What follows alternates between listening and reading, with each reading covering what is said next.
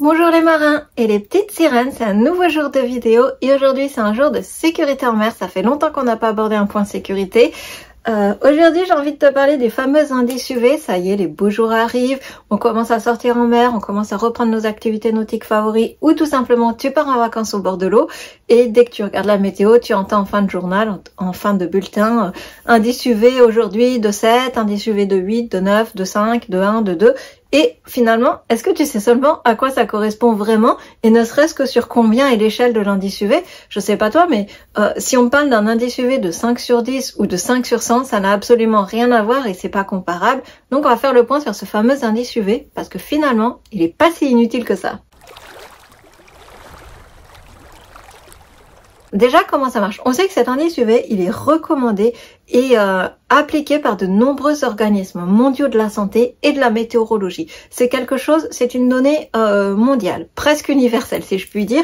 Donc en fait, cet indice UV, il permet de mesurer l'intensité du rayonnement solaire à un moment donné, sur une période de temps donnée, et d'en déduire les risques d'une exposition au soleil sous cet indice-là, des risques que cela représente pour la santé. Tu connais bien évidemment le fameux coup de soleil ou l'insolation, mais évidemment ça provoque aussi des cancers de la peau, là encore de façon accélérée, anticipée, mais aussi des problèmes de cataracte précoce, si on s'expose de façon prolongée au soleil sans protection. Et c'est quelque chose dont on parle beaucoup, moi, les problèmes oculaires. Ce qu'il faut bien comprendre, c'est que cet indice UV, évidemment, plus il est fort, plus il y aura de risques, ça paraît assez logique, et plus il sera conseillé de limiter l'exposition, voire de ne pas s'exposer du tout, pour une période de temps donnée. Rentrons un peu plus dans le vif du sujet, cet indice UV, il est exprimé par une échelle entre 0 et 16, ce qui déjà te situe un peu plus quand tu entends un indice UV de 5 ou de 6. Donc ce qu'il faut savoir bien évidemment, c'est que pour calculer cet indice UV, il y a énormément de paramètres, notamment météorologiques, qui peuvent influencer le calcul de l'indice UV. Le calcul est toujours le même, je te l'affiche à l'écran et on va essayer de comprendre un petit peu les paramètres qui peuvent influer. Mais évidemment, la latitude, ça influence l'indice UV. C'est-à-dire que plus on va être proche de l'équateur, plus l'indice UV va être élevé. Ça paraît là un peu logique. Pareil pour la saison, plus on approche des solstices d'été, plus logiquement l'indice UV là aussi aura tendance à être élevé. On a enfin les conditions météorologiques telles que la nébulosité, l'humidité, qui vont avoir là encore une influence sur le chiffre que l'on va obtenir lors du calcul de l'indice UV, de même que les pollutions. C'est un peu bizarre à dire, mais la visibilité et les pollutions, notamment dues aux aérosols, auraient tendance à filtrer une partie des UV, entre 30 à 40% du rayonnement solaire. De la même façon, c'est pareil, la concentration d'ozone dans l'atmosphère va filtrer une partie du rayonnement ultraviolet. Enfin, évidemment, ça, il faut prendre en compte l'heure solaire, c'est-à-dire que le pic va être atteint à 14 h à l'heure d'été. Et surtout, quelque chose dont on parle un peu moins, c'est l'altitude. Ce qu'il faut comprendre, c'est qu'en altitude, l'indice UV augmente de 4% dès que l'on s'élève de 300 mètres. Et enfin, quelque chose que les marins connaissent certainement bien, c'est la réverbération. Certaines surfaces réfléchissent mieux que d'autres les UV. C'est le cas notamment de la neige, où c'est catastrophique. La réverbération en montagne est de quelque chose comme 80% des UV qui vont réverbérer, si je puis dire, qui vont avoir une réverbe sur la peau et donc sur l'humain. Le sable, par contre, lui, n'a pas beaucoup de réverbération, c'est quelque chose comme 15%. Par contre, nous les marins, on le sait, en mer, on est souvent victime aussi de la réverbération de l'eau qui est, elle, à une hauteur de 25% des UV qui vont rebondir sur la surface de l'eau, si je puis dire. Quelque chose qu'on a tendance à amalgamer bien souvent, c'est que la température n'influence pas sur l'indice UV. C'est-à-dire qu'il peut faire froid, tu peux avoir froid et avoir un indice UV élevé, comme c'est notamment le cas en montagne où tu peux être exposé à de fortes doses de rayonnement. Maintenant que je t'ai dit un peu plus comment ça marche ce fonctionnement des UV, comment on calcule tout ça, que tu comprends un petit peu tous les paramètres qu'il y a autour de l'indice UV, je vais te parler un peu plus du tableau qui classifie les indices UV en 5 catégories, de la moins nocive à la plus nocive. Il y a 5 catégories. Pour une identité visuelle, pour une meilleure compréhension visuelle, elles sont classées par couleur, c'est-à-dire comme d'habitude, on part du vert en passant par le jaune, orange, rouge et violet pour les situations extrêmement dangereuses. Donc les indices UV 1 et 2 sont des indices faibles, bas, c'est-à-dire que le risque lorsque l'on est exposé au soleil est assez faible, que la peau ne brûle pas ou très peu, et que tu peux sortir majoritairement sans protection de soleil, hormis si c'est une journée particulièrement ensoleillée. Et c'est quand même plus souvent les journées d'hiver qui vont avoir ce type d'indice bas. Les indices entre 3, 4 et 5 vont être des indices qu'on appelle modérés, c'est-à-dire que le risque lorsque l'on est exposé au soleil est modéré, que la peau brûle encore peu, mais qu'il est quand même conseillé de rester à l'ombre entre midi et 2, que tu peux quand même porter un chapeau, un t-shirt évidemment et une crème solaire d'indice entre 15 et 25 pour une protection. L'indice solaire est à ne pas confondre avec l'indice UV. L'indice des crèmes solaires va te donner globalement une idée de combien de rayons passent au travers de la protection solaire que tu as mis. Donc plus le numéro de ton indice solaire, crème solaire indice 50 va être bien plus protectrice qu'une crème solaire indice 15 ou 20. Enfin, pour les indices UV entre 6 et 7, le risque est élevé, la peau brûle relativement vite, il est conseillé de ne pas s'exposer au soleil pendant les heures de midi, notamment entre 11 et quelque chose comme 16 heures je crois. Il faut évidemment porter chapeau, t-shirt, crème solaire entre un indice 30 et 50 suivant ton type de peau.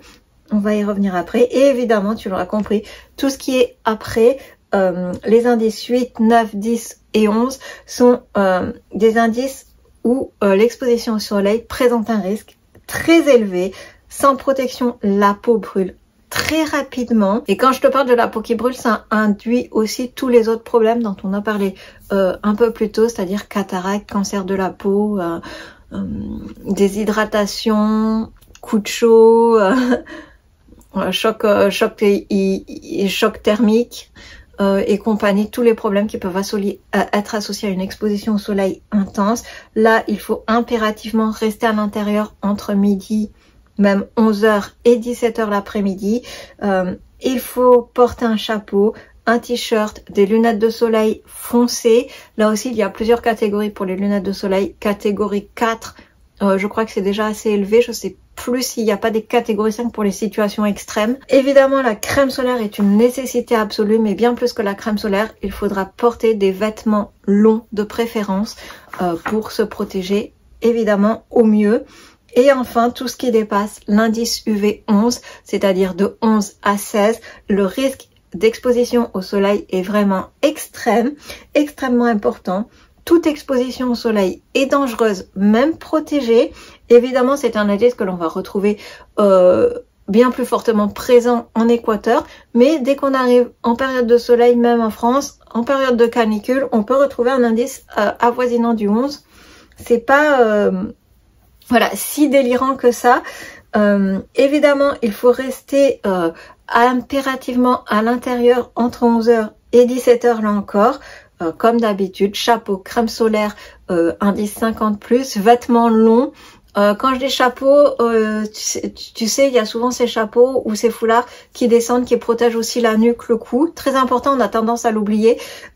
Si tu dois impérativement travailler dehors et que tu as une peau fragile, tout ce qui va être gants pour protéger, il faut vraiment absolument protéger sa peau, car la peau brûle en quelques minutes. Et évidemment, lunettes de soleil très protectrices. Un petit rappel par rapport aux lunettes de soleil, c'est que si tu fais du bateau, notamment des sports nautiques, pense à avoir des verres polarisés. Là encore, pour filtrer la réverb des UV, c'est pas mal pour protéger tes yeux. Et maintenant qu'on a fait un peu le tour de cette fameuse échelle d'indice UV, on va parler d'un autre paramètre important à prendre en compte, voire même tout aussi fondamental que cet indice UV, c'est ton phototype de peau.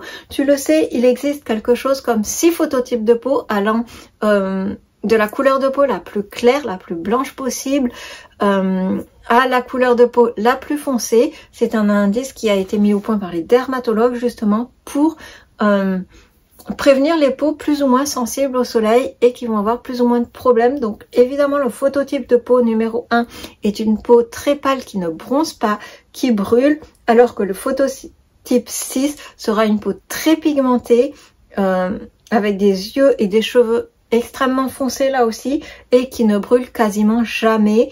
La peau bronze énormément. Donc ces phototypes de peau sont importants à connaître. Il est important que tu connaisses ton phototype de peau et que tu puisses en tenir compte quand tu vois l'indice UV, car ça permet de savoir combien de temps tu peux t'exposer au soleil sans trop de dommages. Ça, c'est pas une invitation à sortir au soleil sans se protéger, mais évidemment quelqu'un qui a une peau très mate va être mieux protégé que quelqu'un qui a une peau très claire, comme par exemple les personnes rousses vont avoir beaucoup plus de problèmes au soleil. Enfin, maintenant qu'on a un peu parlé des phototypes de peau, je vais pas te faire toute la classification des phototypes, je te mets en lien le dossier fait par la Fondation contre le cancer belge, qui a fait un dossier très bien qui permet de trouver ces phototypes de peau. Tu les trouves sur n'importe quel site de dermatologie, mais je te mets ce lien-ci parce qu'en plus ils ont fait un petit dossier qui permet une petite page qui permet de calculer son propre indice UV personnel, c'est-à-dire combien de temps, en fonction de ton phototype de peau, tu peux t'exposer au soleil sans avoir de risque, même si tu n'es pas protégé. Évidemment, comme je le répète, c'est pas une invitation à sortir, se mettre en plein soleil par 40 degrés sans protection, mais c'est pour te donner une idée globale de ta sensibilité de peau au soleil et des problèmes que tu pourrais encourir. Je vais pas faire plus long, je pense que la vidéo est déjà assez longue. Je sais pas si c'est clair, dis-moi en commentaire si c'est assez clair pour toi. Je te mets comme d'habitude tous les liens complémentaires en description.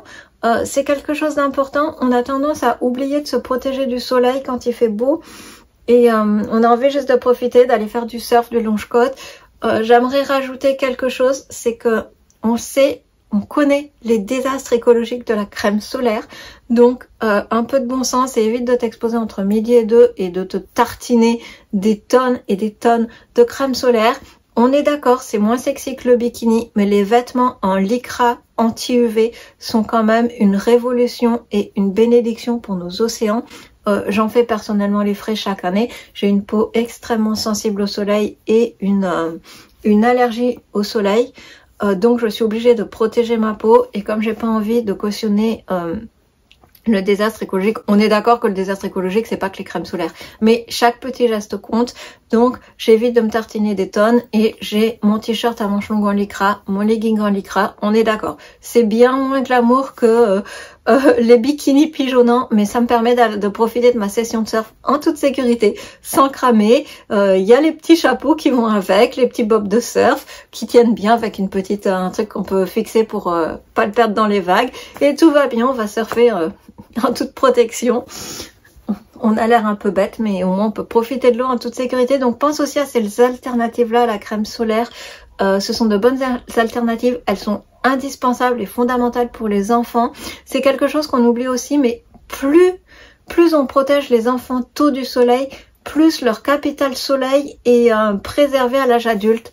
On le voit notamment quand des adultes qui ont beaucoup de grains de beauté sont des enfants qui ont été beaucoup exposés au soleil étant enfants. Ils ont déjà grillé leur capital soleil, si on peut dire, pour une bonne partie de leur vie. Donc ça aussi c'est quelque chose d'important pour les enfants. Il faut redoubler de vigilance lors de l'exposition au soleil pour les enfants. Ça coule sous le bon sens, mais pas d'exposition au soleil entre midi et 4 heures de l'après-midi quand le soleil, le pic de soleil est à son max. Et même après et avant, on se protège, on protège sa tête, ses yeux, et on protège les enfants et évidemment les personnes âgées, bien entendu aussi. Voilà, je fais pas plus long, j'espère que j'ai été claire et que tu auras appris quelque chose dans cette vidéo. Je pense qu'elle est vraiment importante à l'approche des beaux jours. On est en pleine saison, en pleine vacances d'été, donc n'hésite pas à la partager, à commenter, à rajouter si tu as d'autres conseils pour se protéger du soleil qui peuvent aider les gens qui regardent la vidéo.